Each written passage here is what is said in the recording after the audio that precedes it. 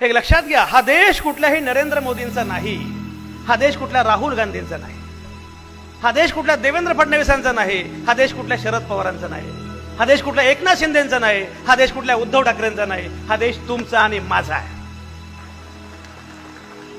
सर्वसामान्य माणूस हा या देशाचा केंद्रबिंदू आहे. बाबासाहेब असं म्हटले 25 नोव्हेंबर 1949 ला बाबासाहेबांचं संविधान सभेमध्ये गाजलेलं भाषण आहे.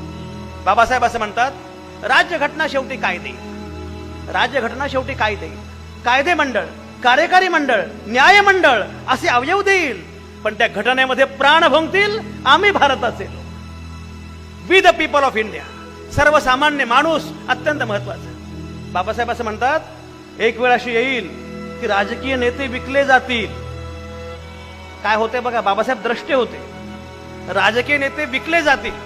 एक वेळ अशी येईल माध्यम आपली भूमिका विसरतील. एक वेळ अशी येईल उद्योजक रस्ता विसरतील, पण तरी सुद्धा लोकशाही सुरक्षित राहील. कारण माझा भरोसा नेत्यांवर नाही, माझा भरोसा उद्योजकांवर नाही, माझा भरोसा माध्यमांवर नाही, माझा भरोसा आहे इथल्या सर्वसामान्य माणसांवर.